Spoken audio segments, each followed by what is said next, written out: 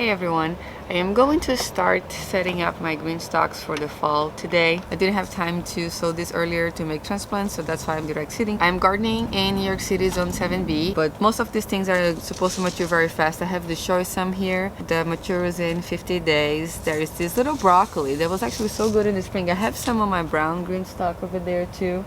It's supposed to be 30 days. That's from Joni's, and the flavor is really good. We really enjoyed eating this in the spring, so I'm going to plant it again. I do have some kale. This package is actually great because it says frost tolerant if you are still unsure about that, and I also would say 25 to 55 days. This would depend if you want to eat the kale as a baby green or a fully matured plant. I'm totally fine eating as a baby green. That's what I kind of wanted to do it actually this time. And then lettuce.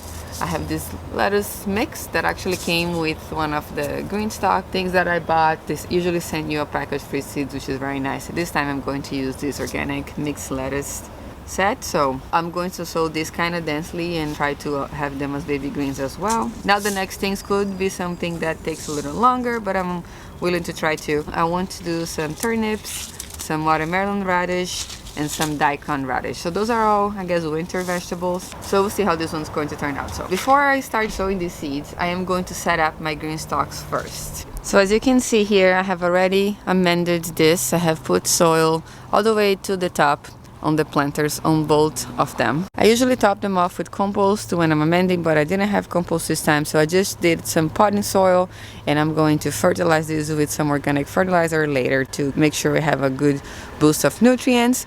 If you want to see how I do this with the compost, I have a whole video that I can link it up that'll show you the whole process. So this was the first thing, it's already done. Now I want to put some plant supports and some covers on these guys because I've noticed that I had some eggs. So first of all, this is the broccoli that I was mentioning. I'm gonna plant the same variety. This was from the spring. I harvested, you can see over there the main stem, and it's now blooming again because the temperatures are cooling off. So I'm gonna let it do its thing over there and see if I can get some side shoots. But I found some little eggs. I took them out yesterday. Oh, maybe there's one here. Oh, there it is. See this little egg in here? It's a cabbage butterfly egg. It hatches into these little green worms that people call cabbage worms, and they eat the plant. They love eating the brassica family. So what I do when I see these little eggs, I'm gonna just scrape it off. Oops, I broke my broccoli. Take them out so they don't hatch and start eating all of my things. I have a big problem with this, especially in the spring. So I am going to actually cover this with an insect cover, and I need to use the plant support for that, and I also have a frost cover that I might put in that one so I can maybe protect that one also.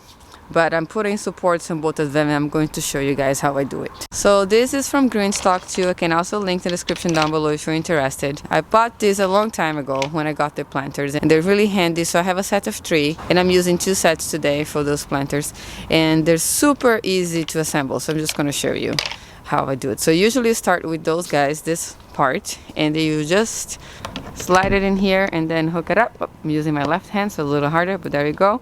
And then this other part, you just attach this to this here, and then keep going. The other one will just easily click into this part as well. So I wanted to show you one from close up first, and then I'm gonna do all the rest of them.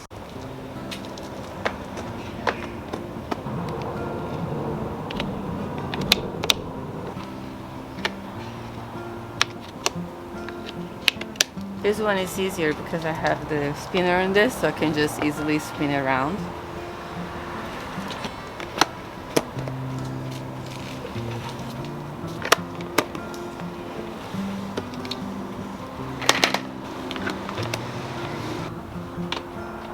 Okay, so now both of the supports are set up, and I'm going to start just sowing the seeds directly in the soil. I'm starting with the broccoli, the kale, and the Choy Sum first in this planter over here. So I'm going to do some baby kale on the top here, and I'm gonna just gently sprinkle some seeds, not too many because those usually germinate pretty well, and then I'm gonna go ahead and press them and cover it. But the soil is pretty wet right now. I'm leaving them visible so I know what I planted things at, and I'm gonna do one more here with the sorrel that's coming back, just lightly sprinkling. Of course, you could also do this if you wanted to. Put a little hole and then add some seeds inside. Because my soil is so wet, I get my hands really dirty doing that. I gotta dry my hands before I open another seed pack. I also run out of labels, so I'm using this tape here to label what I just planted. I'm gonna do this now because the seeds are gonna look the same there, and I wanna make sure I know where I planted what. For the broccoli, I want to punch little holes. Maybe I just do one. I'll do one broccoli.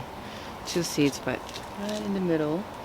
Not going to just surface sow like I did with the kale, because this one I kind of want to. So I'm just going to put a couple seeds per hole. 1, 2. Then I'll cover it.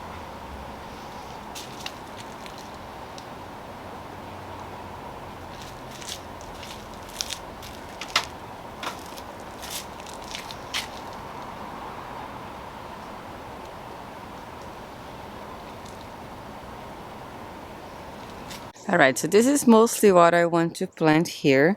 There are a few things already growing here. There's broccoli, that little broccoli here too. This looks like had a lot more of the cabbage moth damage, so all this leaf seeds defoliated. So I need to really check really good before I put that cover on. But down here I have some snapdragons. They're coming back from the spring. I'm gonna let them be. I sowed some snapdragon seeds in here a couple days ago. I'm not sure if they're gonna sprout or not, but I'm gonna wait a little bit more before I decided putting something else. And I might put some lettuce in that corner, but for now, I'm just leaving like this. The scale is here on this side. If I move the planter, it's heavy because of the rain again, it's wet. Say the kale is over there. I will have to keep turning the planter because we're not gonna have a lot of sunlight, but that's okay. I'm not doing a lot of in the back, so mostly this side, so it's easier on me. But that's it. And this basil here, that's been growing since the summer. Thai basil. I'm gonna let it be for now. It will die with a light frost, but everything else will still survive. Okay, so in this planter over here, I'm just going to do the radishes and the lettuce. For the lettuce, I just surface sow. We don't even need to cover after. They need light to germinate, so you can just sprinkle it if you want. I'm doing a lot of it because I want to eat as baby greens. If you want to do full maturity, you don't need to sow as thickly as I am doing. I'm gonna make a label for this. So this one got a little bit too close. I will spread out a bit since I'm doing it with my left hand and holding the camera. But that's it. You can kind of press them into the soil to help making more contact. But that's all that I do for lettuce.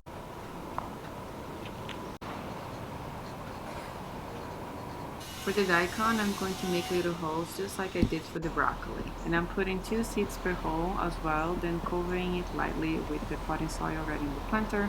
And I decided that I'm going to do the whole top of this GreenStalk with Daikon Radish. Onkashi turnips are next, and this seed looks like brassica seeds, different than daikon. And I just filled up some other spaces with it as well. Last we have the watermelon radish. I'm planting those on the bottom. And I'm going to just poke holes for these as well since those seeds are big. And I'm going to add 2 seeds per hole too, and then cover it lightly again.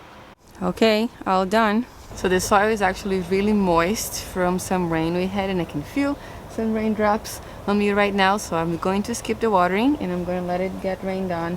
And maybe tomorrow, very gently, I will water them with a watering can to make sure the soil stays moist and wet and the seeds get everything that they need to germinate fast. So I'm going to actually wait for the rain to put the cover on for the insect cover, and then I have to go there with a bit more time and check for the eggs. But I'm gonna show you how I'm gonna cover with the insect cover. I'm gonna show you the cover and how I set up, just so you know. The cover looks like this. This is the insect cover, not the frost cover. I have both. I took it out yesterday and got rained on, so there's some stuff on it, but that's okay. And I have been using this for a couple seasons now. They're great. So you can just put it right over the planter.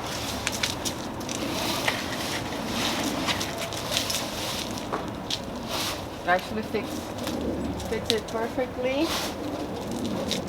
The zipper is down here, so you just close it and close it all the way. And that's it. Now, I've been watching my channel for a while. We know that actually in the past, instead of using the plant supports, I have actually put the planters together and used one of these in both planters. But the good thing about using the support actually is that you give it a lot of room for the things to grow inside. I was mostly before trying to just use my frost cover to protect the things that are already growing there. So this is pretty good. I have another one. So this is the insect cover. I have the frost cover, which I'm gonna put on that one. Not right now because it's still pretty hot out. Thank you so much for watching today. If you're interested in anything that I just talked about, I'm gonna link everything in the description box down below. Thank you again, and I'll see you next time.